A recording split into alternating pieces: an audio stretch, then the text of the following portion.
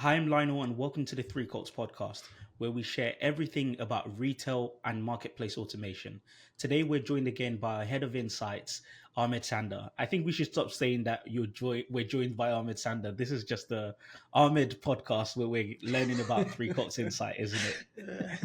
Fair so, enough. so it's good to have you again, Ahmed. Please introduce yourself to the audience. Hi, Lionel. I'm Ahmed Sanda, the head of insights at Threecolts, and always a pleasure to be back discussing the latest in the world of e-commerce and some of what we're seeing trend-wise and how sellers can take advantage of some of these opportunities to maximize sales. Ahmed, it's great to have you. And before this, we were talking about what you're going to be working on over the next 6 to 12 months, where you're going to be providing real time insights that sellers can actually implement with a timeline. So, can you tell us more about that? What we've done this year is we've just looked at a timeline of key events generally for e-commerce sellers. So looking at things like Mother's Day that's coming up. In this podcast, we're discussing Easter. Also looking at things like Amazon Prime Day in July. And effectively, we're trying to provide timely information so that sellers are able to plan their inventory, plan their advertising strategy, their inbound strategy, and ensuring that all those pieces are working together in concert to ensure our partners have the most successful sales year they've had to date.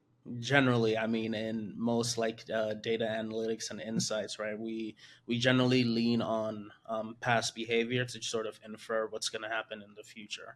And I think in my case, a lot of the data that I'm using is either from Amazon, like Seller Central, Vendor Central, and then also some of the data captured from our partners here at Threecolts.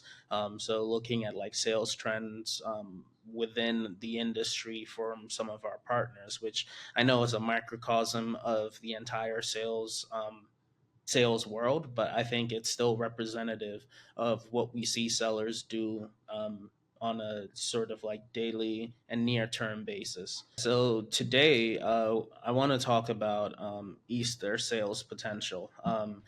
I know Easter is a big time, probably a little bigger in the UK than it is in the US, I think.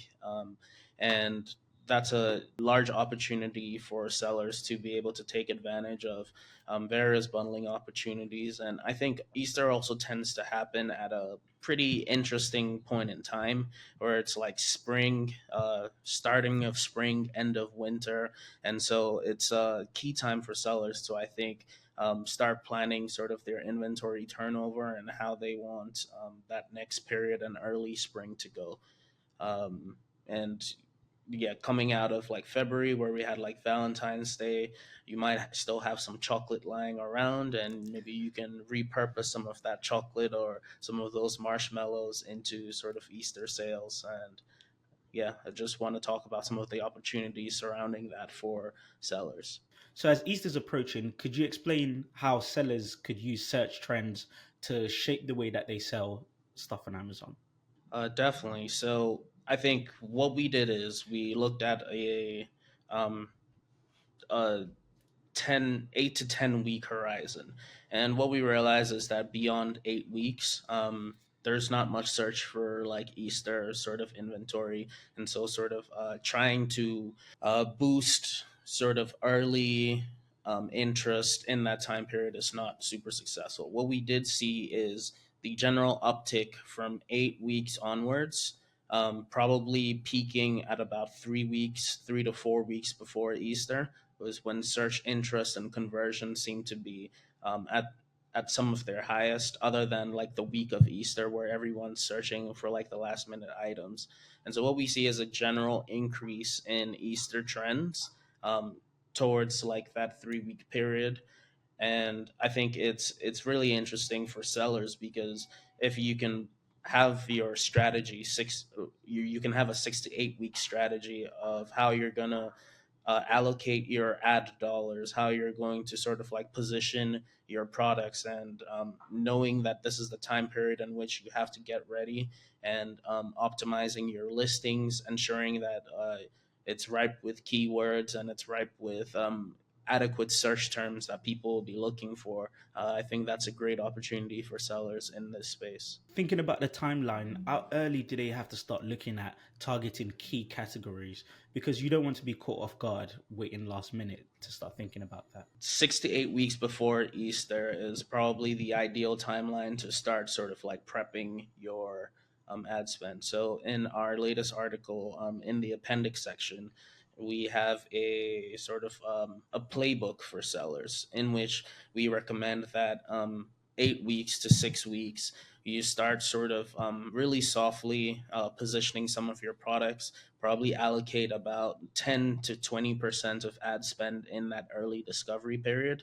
And then 6 weeks to 4 weeks is when you want to spend the bulk of your ad spend. So about 70% of your budget in that time. And then in the final 2 weeks, generally people who the early adopters would have already done their shopping, and so in that final 2 weeks it's mostly like the late shoppers.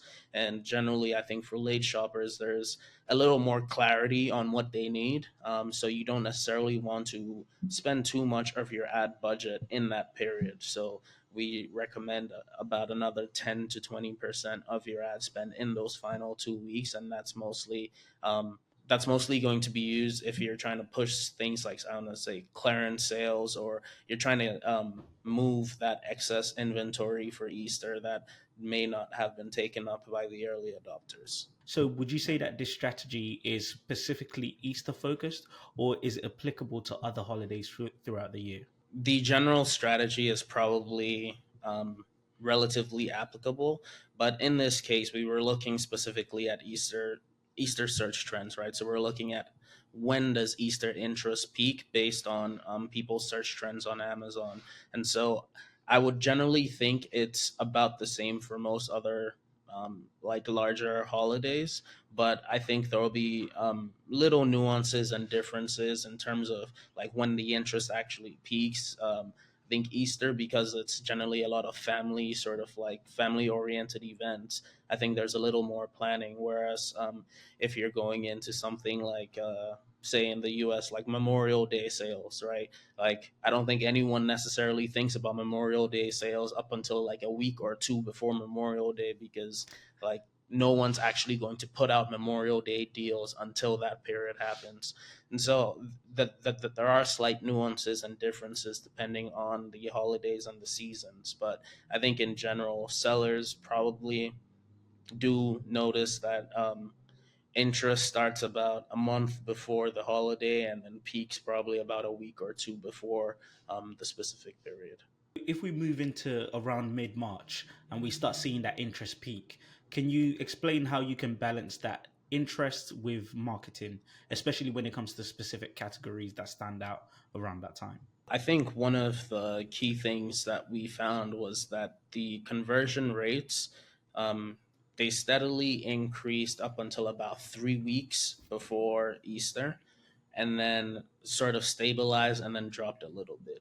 So I think what's interesting for that is, even though you may not be getting the largest volume of like interest and searches, but people who are searching like 3 to 5 weeks before are very interested in buying these products. And so you want to make sure that your products are appearing near the top of their search trends, right?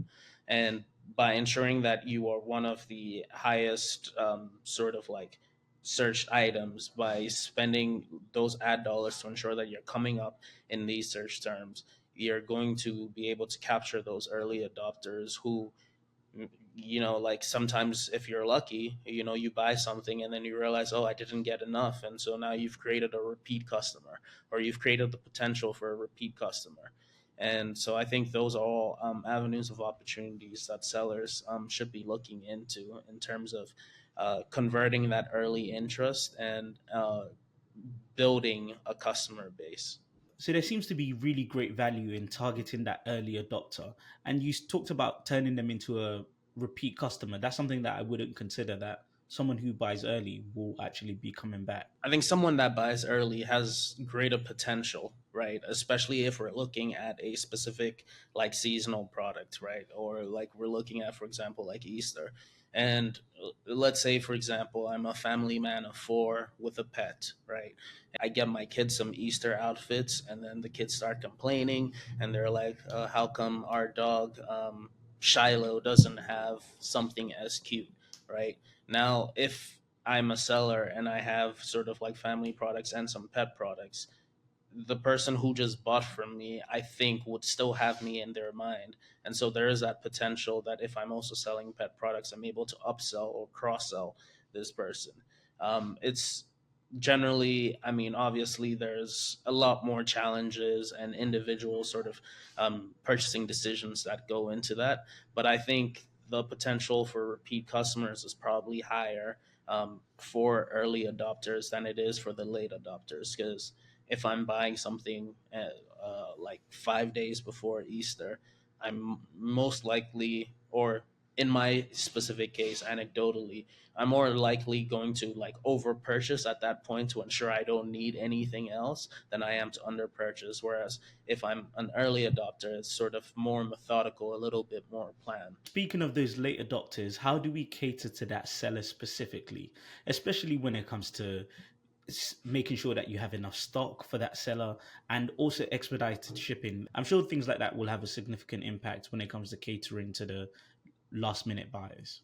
Yeah, and definitely. And I mean, I think last minute purchasers, sellers will know, generally also tend to be a little more willing to spend a little more, given that they're looking for, like you mentioned, expedited shipping options and things of the like.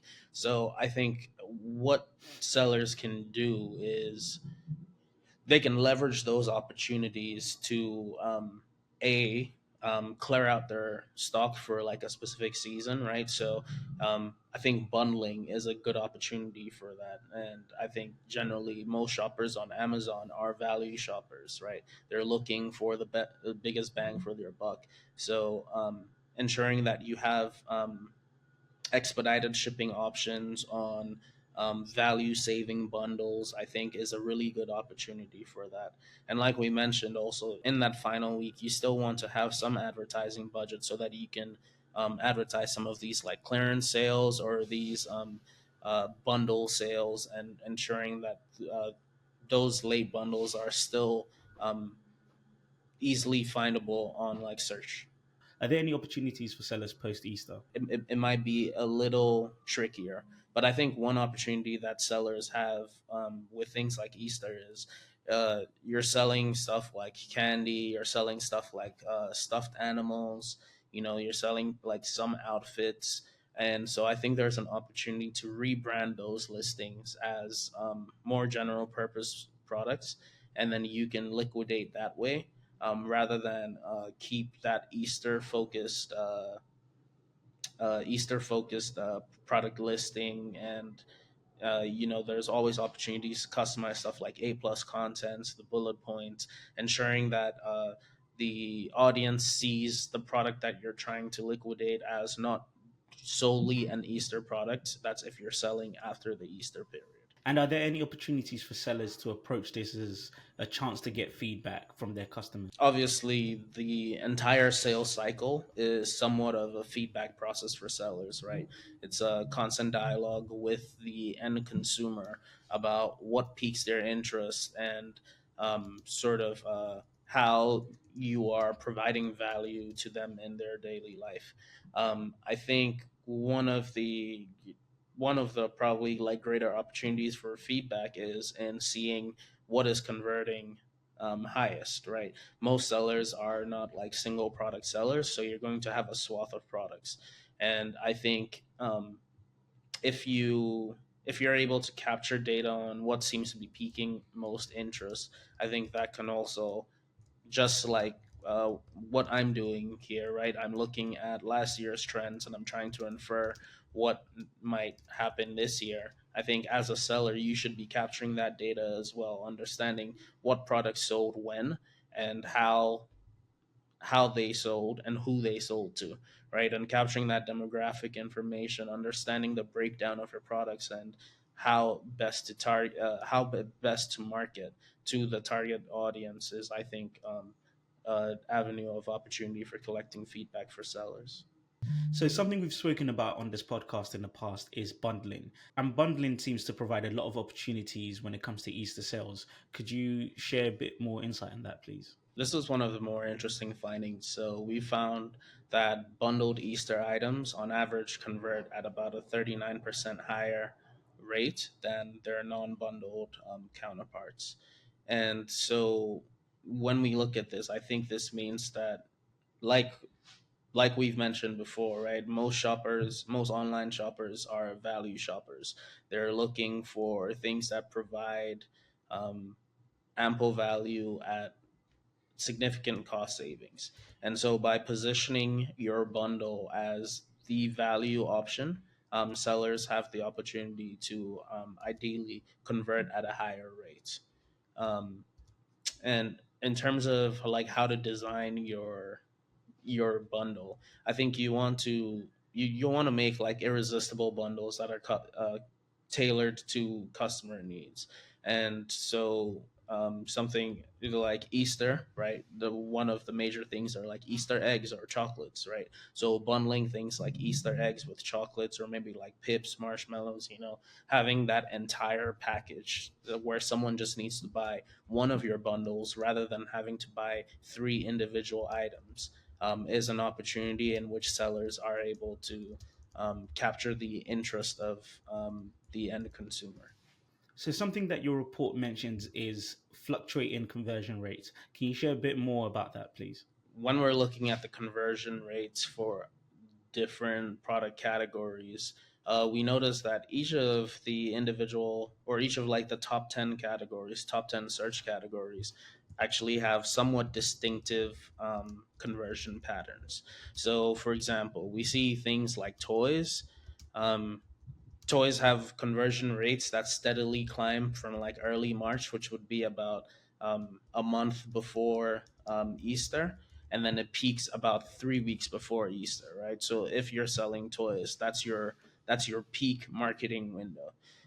Similarly, in like apparel, we see that the conversion rates are a little less predictable, right? So the conversion rate go up and down over the entire Easter period, which is probably indicating that it's not just it's it may not be the same segment of shoppers that are sort of trying to get their apparel for the season. And then similarly, we see something like home. If we're looking at like home products, so that's going to be like decorations, etc. We see that that has a relatively flat conversion rate throughout both like March and April. And then the peak conversion rate for that is about 4 weeks before Easter. And that sort of makes sense, right? Because if you're, let's say, planning like a Easter party, like a garden party or so, you probably want to have all those decorations, etc., in hand well before the event so that if there's any defective products, etc., you can replace them. These are just some of like the trends that we found. We go through all the other categories in a little bit more detail in the report, try to identify when sellers in each of these categories should be looking to capitalize. And like I mentioned before, there's the seller's playbook that's in the appendix of the report, and we think that's a great opportunity for sellers to like look at and try to pattern strategy around. As I always ask you after every podcast, what are the top three things that you think sellers should definitely take away from this insight? The three things that I think we want sellers to take away are first, I think you want to capitalize on the shopping trend. So there's four major shopping trends, right? There's the early adopters, which are about like 6 to 8 weeks before the period. There's the peak marketing cycle, which is about like 6 to 2 weeks before the period. And then there's the last minute sales and those final 2 weeks. And then there's also the clearance. And for each of those, you probably want to have an individual strategy targeting specific customers that you think would be within each of those segments. I think the second thing is you probably want to diversify your products and cross sell. As we've seen, there's of the top 10 sort of like searched Easter items, it's mostly like home decorations, toys, groceries, so like candy and stuff like that. But then there's also some interesting opportunities for things like pet products, uh, what would be like office products, so like Easter cards and the like. And I think having a decent variety of those and um, being able to be a customer's one-stop shop for everything Easter is a good opportunity for sellers. And then the final thing is bundle to bundle to save your business. As we've mentioned, bundled products on average convert at about a 39% higher rate. And so you want to be able to create some of these irresistible Easter bundles, um, targeted towards the customer. And with these three major strategies, we think you should be having a really good start to spring and a really good Easter season. Thank you so much for joining us again, Ahmed. We always love these insights and we look forward to talking to you on episode 6. For everybody watching us, remember to look at the full report on threecolts.com, and we wish you happy selling in the Easter period.